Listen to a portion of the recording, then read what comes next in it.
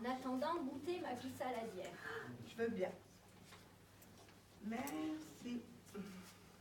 Quand on n'en a pas, on s'en passe facilement. Mais depuis qu'ils sont là, je ne peux plus m'en passer. Ils me sont devenus indispensables. Moi aussi, mais depuis qu'ils ont quitté la maison, je me sens plus libre. Et vous, votre bébé, c'est une nourrice qui vous le garde pour la soirée? Mon bébé, j'en ai plus. Je l'ai donné. Hein, vous l'avez donné? Oui, je l'ai donné à des gens qui en venaient. Vous n'avez plus de bébé? Vous l'avez donné? Oui, mais j'en aurai d'autres un jour, quand je me sentirai prête. Et maintenant, je vais boire un verre à sa santé. Oh, vous avez de la chance, vous. Avec mon mari aussi, on voudrait avoir un enfant. Mais ça ne vient pas aussi facilement qu'on voudrait. Vous savez combien il faut de mètres pour faire un enfant? Combien de mètres?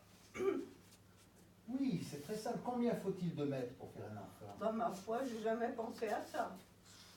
Il faut 6 mètres. 6 mètres? Ah, 6 mètres! Bien, vas-y, tu peux entrer, n'aie pas peur. Oh, c'est drôle. Tu vois, je t'expliquais, c'est la fête des voisins.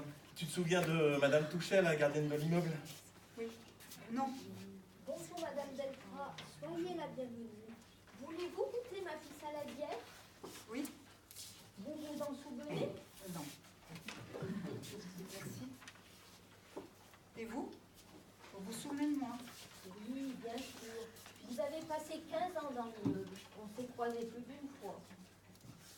Alors, elle vous plaît ma pisse à la bière? Ah oui, oui, merci. Beaucoup. On va prendre un verre.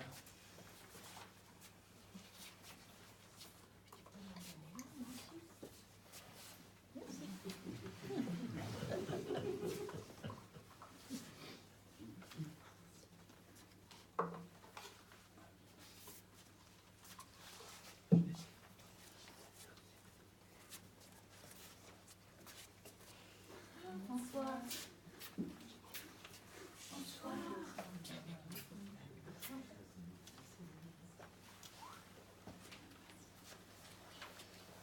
Bonsoir, Elisabeth. Bonsoir, Constantin.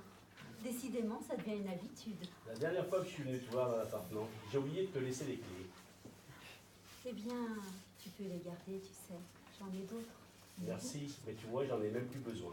Puisque je te rends compte, même ici, dans le hall de l'immeuble. Dans ce hall où il y a toujours autant de mots qu'il y a 10 ans. Dans cet immeuble où les incivilités sont nombreuses comme partout ailleurs. Il y a ceux qui jettent des sacs de poubelles, putain. Il y a ceux qui jettent des sacs d'ordures ménagères dans les poubelles jaunes. Ceux qui laissent les portes d'entrée ouvertes. Ceux qui hurlent la nuit ou qui mettent la musique à fond. Ceux qui fument dans les parties communes. Ceux qui salissent et ne nettoient pas les parties communes. Ceux qui laissent leurs enfants courir et crier toute la journée. Ceux qui claquent les portes. Ceux qui piquent les vélos et les places de parking. Ceux qui jettent n'importe quoi dans la cour de l'immeuble. Etc., etc. Mais dans cet immeuble, comme partout ailleurs, il y a aussi des voisins qui s'invitent entre eux pour une soirée festive. Des voisins qui font du sport ensemble. Des voisins qui bricolent ensemble. Des voisines dont les enfants jouent ensemble. Des voisines qui déposent anonymement des légumes sur le paillasson de leurs voisins de palier. Des voisines qui font de belles rencontres dans l'ascenseur ou dans le hall de l'immeuble. Des voisins qui écoutent avec plaisir leurs voisines jouer au piano. Des voisines qui échangent des objets et des services entre elles. Des voisines qui donnent leurs enfants à leurs voisins préférés. Des voisins qui écrivent des mots juste pour le plaisir d'être lus. Bref, des voisins et voisines qui s'apprécient et qui s'enrichissent de toutes ces différences. Alors, À À notre santé.